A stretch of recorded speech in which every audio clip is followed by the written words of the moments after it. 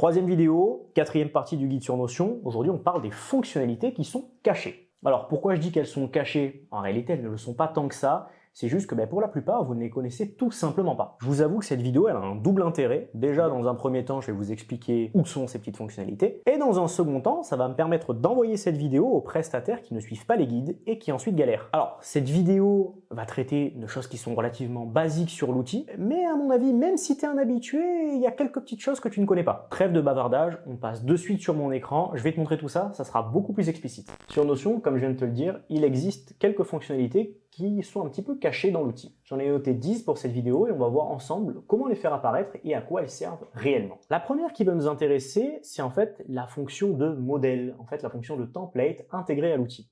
Quand vous créez une nouvelle page, donc là je viens de créer une nouvelle page, j'ai le choix soit entre commencer avec une page vide, soit commencer à écrire avec l'IA, soit je peux importer ou choisir dans les modèles. Et en fait, si je clique dans les modèles, vous voyez qu'il y a une petite interface qui apparaît et j'ai différents modèles qui me sont proposés. Donc je peux par exemple choisir brief de lancement de produit, obtenir le modèle et naturellement ma page va démarrer avec ça. Voilà. C'est des templates qui sont créés par l'équipe de Notion afin de nous faciliter un petit peu la vie ou de nous faire gagner du temps. C'est très pratique quand on ne maîtrise pas totalement l'outil, mais on va voir que ça ne remplace quand même pas le fait de savoir structurer soi-même son espace. La deuxième fonctionnalité qui est intéressante sur Notion, c'est une mise à jour qui a quelques mois maintenant et que je vois pourtant dans quasiment aucun espace alors qu'elle est super pratique. C'est la fonction de convertir juste ici en wiki. Alors quel est l'intérêt? Alors il faut aller jusqu'au bout de la démarche. Quel est l'intérêt de convertir en fait en Wikipédia? C'est que notre page qui, en fait, de base est considérée comme une page de texte simple, devient en réalité comme une page d'une grande base de données. Donc tu vas avoir en haut, juste à gauche, l'accueil, avec plusieurs vues, comme pour une base de données, et tu vas pouvoir ajouter des vues, et ensuite, à droite, tu vas avoir la petite fonction rechercher, et quand tu vas l'ouvrir, la particularité, ça va t'ouvrir la page avec rechercher uniquement dans cette page. Je vais pouvoir du coup accéder ultra rapidement au contenu présent dans cette page, le contenu de base de données principalement. Donc, par exemple, si je clique sur contenu des médias sociaux, donc on voit que c'est dans la base de données plan de commercialisation et dans livrable du lancement, je clique et ça me permet d'y accéder directement. On revient en arrière. Ça, c'est la base de pourquoi c'est intéressant, c'est la fonction de recherche. Mais il y a un deuxième intérêt. Le deuxième intérêt, pour s'en rendre compte, je vais ajouter une page à l'intérieur de celle-ci. Donc on va la nommer test 1. Et ensuite, je vais revenir en arrière et je vais ajouter une deuxième page qui sera test 2. Hop là. Une fois que c'est fait, je vais aller en haut dans les vues et au lieu d'aller dans accueil, je vais aller dans toutes les pages. Et les deux pages que je viens de créer apparaissent juste ici. Le gros avantage qu'il va y avoir, c'est que parfois dans une page, vous avez beaucoup de bases de données, beaucoup de vues de bases de données, ou même vous rajoutez des pages à l'intérieur des pages. Et bien là, en fait, vous allez pouvoir les trier, les filtrer. C'est-à-dire que par exemple, si j'ai des pages pour un pôle marketing et des pages pour un pôle de web design, plutôt que de simplement les ajouter et de devoir chercher à chaque fois où c'est que je les ai rangés en mettant par exemple un titre, eh bien je vais pouvoir y accéder directement depuis cette fonction Wikipédia. Le deuxième gros avantage, c'est qu'on va pouvoir déterminer un propriétaire, voir les dernières modifications qui ont été effectuées sur cette page et appliquer des vérifications. Par exemple, si vous avez une base de données de ressources que vous devez mettre à jour tous les 30 jours, eh bien, vous allez aller dans votre page, vous allez mettre une vérification pendant 30 jours et au 2 décembre, vous allez recevoir une notification sur votre outil comme quoi votre page est arrivée à expiration et qu'il faut que vous la vérifiez. Et le dernier avantage, c'est qu'on va pouvoir créer des modèles de pages qui vont s'intégrer à notre espace. Donc, pour moi, le wiki, c'est très clairement un game changer, notamment par exemple dans la gestion de votre back-end. Ça, j'en parlerai dans les bases de données. Donc, c'est vraiment quelque chose avec lequel il faut que vous familiarisez. Dès l'instant où vous savez que c'est une page où vous allez stocker d'autres pages, ou que c'est une page où vous allez stocker des bases de données, pensez à la convertir en wiki. Ça vous aidera à filtrer et à trier celle-ci. Troisième astuce, comment on fait pour recevoir des notifications sur Notion? Alors il y a des notifications qui sont automatiques, par exemple quand on vous mentionne, vous allez recevoir une notification, ça c'est le cas tout le temps. Mais vous avez la possibilité, en fait quand vous allez juste ici, d'aller dans les paramètres, de recevoir des notifications, et vous pouvez déterminer soit de recevoir des notifications à tous les commentaires, soit de recevoir les notifications uniquement en cas de réponse ou de mention. Pourquoi ça va être intéressant? Parce que si vous travaillez en équipe, donc que vous collaborez, il y a des fois où il va y avoir des commentaires qui ne vous seront pas destinés. Eh bien, plutôt que d'avoir une notification à chaque fois que des personnes vont commenter sur une page, vous pouvez déterminer de n'avoir une notification que lorsque cela vous concerne directement et que donc vous êtes mentionné. En quatrième point, on va voir quelque chose qui est très intéressant, c'est l'historique de page. Alors l'historique de page, comment on fait pour y accéder? Vous voyez qu'en haut, vous avez 3 petits points. Vous descendez et vous allez juste ici, historique de la page. L'avantage de l'historique de la page, c'est qu'en fait, vous allez pouvoir retrouver les anciennes versions de votre page à chaque modification qu'il y a eu, et vous allez pouvoir restaurer l'état de cette page au moment de la modification. Très intéressant lorsqu'il y a du cafouillage dans le travail d'équipe, que par exemple quelqu'un a supprimé quelque chose, qu'on veut que ça revienne exactement comme c'était par exemple 1 heure auparavant. Il nous suffit pour cela de revenir ici, d'aller dans l'historique de la page et de sélectionner la version antérieure de celle-ci. Cinquième fonctionnalité, en fait, la gestion des erreurs, justement, s'accompagne aussi par savoir où c'est que vont les choses qui se suppriment. Alors, il y a 2 options pour ça. Soit vous cherchez ce que vous avez supprimé dans une page, dans ce cas-là, vous allez ici dans les 3 petits points et vous regardez les pages supprimées, afficher les pages supprimées, et dans ce cas-là, vous allez voir dans la page actuelle qu'est-ce qui a été supprimé, ou bien vous allez dans les dernières modifications, et comme ça, vous allez pouvoir, à l'intérieur d'une seule page, à l'intérieur de toutes les pages de votre notion, voir qu'est-ce que vous avez supprimé. Alors, la gestion de la corbeille, comment ça s'articule? Vous allez toujours dans ce même petit menu, et vous allez dans Afficher les pages supprimées. Naturellement, ça va vous ouvrir la corbeille, et ça va vous afficher la corbeille dans la page actuelle. C'est-à-dire que ça va vous permettre de retrouver tout ce qui a été supprimé à l'intérieur de cette page. Mais si vous souhaitez retrouver quelque chose qui a été supprimé dans toutes vos pages, c'est aussi possible. Il vous suffira de cliquer ici sur toutes les pages et ensuite vous rentrez le titre par exemple de votre base de données et vous pouvez la retrouver. Vous avez aussi l'option des dernières modifications qui vous permet en fait de désupprimer ce qui vient à peine d'être supprimé. Donc très pratique lorsque vous venez à l'instant de faire une erreur, vous allez dans vos dernières modifications, vous faites restaurer et du coup ceci revient. Dernière petite chose, parfois il peut arriver que vous arriviez sur une page et que vous voyez qu'il y a écrit cette page est dans la corbeille. Vous pouvez soit la restaurer, soit la supprimer définitivement. Alors c'est très bien, ça vous prouve en fait que la corbeille, c'est un petit peu comme un dossier d'archives, et qu'en fait tant que vous ne faites pas l'action délibérée de vider cette archive, tout va être stocké par Notion au cas où vous en ayez besoin. Dernière chose importante, on ne peut pas vider toutes les pages de la corbeille en une seule fois. C'est pour l'instant pas possible, on peut supprimer définitivement page par page, mais on ne peut pas restaurer ou supprimer l'intégralité de la corbeille en une seule fois. Sixième point, les données analytiques. Alors les données analytiques, pourquoi ça va être intéressant? C'est si par exemple on souhaite transformer notre page, donc notre page classique, par exemple c'est un plan de commercialisation, on a envie de le transformer en petite page pour un site web. Donc pour ça, il suffit d'aller dans Publier au lieu de Partager, et par exemple de supprimer la duplication et de dire Indexation par les moteurs de recherche. Si je clique sur Afficher le site, ça va naturellement m'ouvrir le site internet. On peut choisir une date d'expiration pour le lien, ou bien on peut le laisser permanent.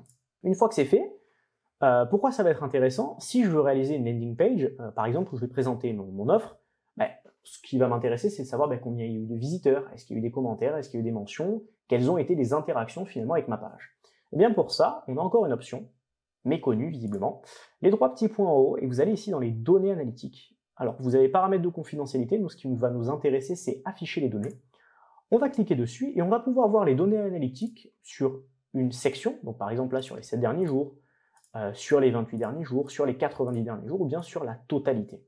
On va retrouver les personnes qui ont consulté la page et les rédacteurs. Pour que le nom d'une personne ayant consulté la page s'affiche, il faut qu'elle ait un compte sur Notion tout simplement. Si elle n'a pas de compte sur Notion, vous ne verrez pas le nom de cette personne-là. Et ensuite, dans les dernières modifications, ça fonctionne un petit peu comme l'historique, ça vous explique un petit peu tout ce qui a été fait, vous retrouvez l'historique complet de tout ce qui a été fait sur cette page. Donc vous voyez que là, par exemple, vous avez créé ce plan de commercialisation il y a 10 minutes, et on a l'intégralité de ce qui a été fait à travers mes actions jusqu'à maintenant. Septième point, comment exporter? Alors, très souvent, on me dit, oui, mais Notion c'est très bien, mais je suis obligé de conserver des outils comme Word, ou je suis obligé d'aller sur Google Doc pour rédiger certains documents parce que je ne peux pas les envoyer à mes clients ou je ne peux pas les envoyer à mes associés.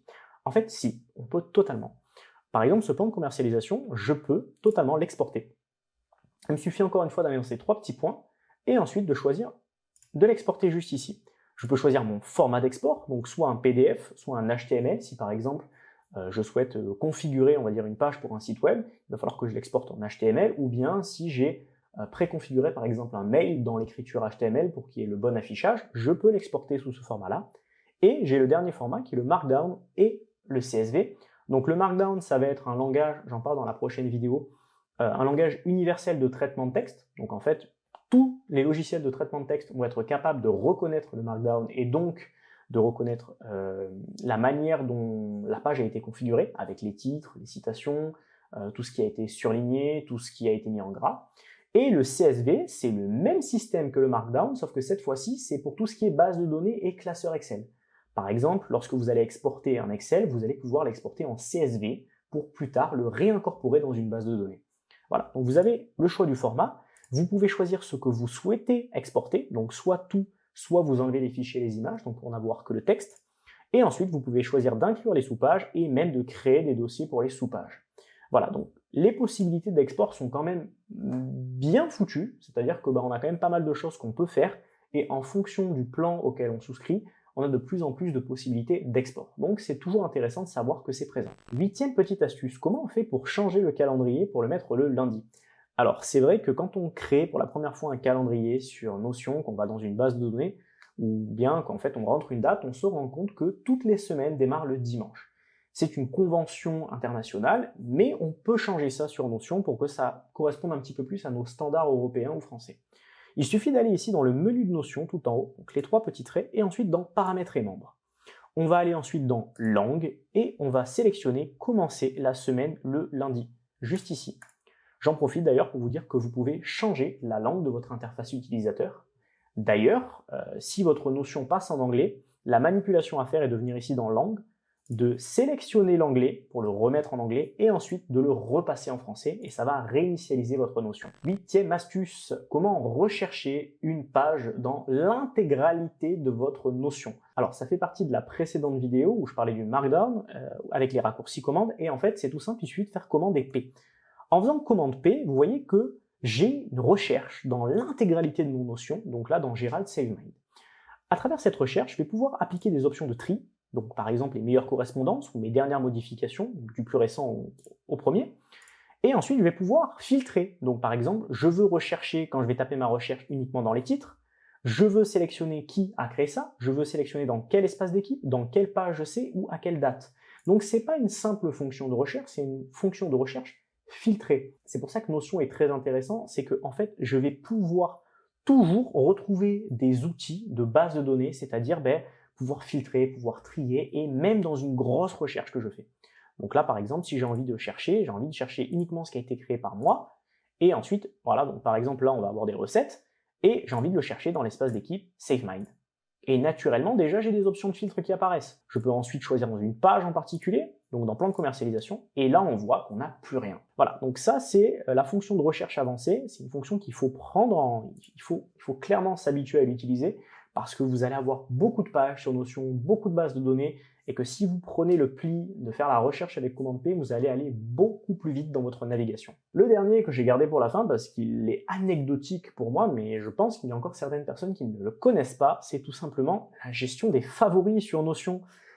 Oui, en effet, vous pouvez mettre une page en favoris, et ça a 2 fonctions qui sont intéressantes.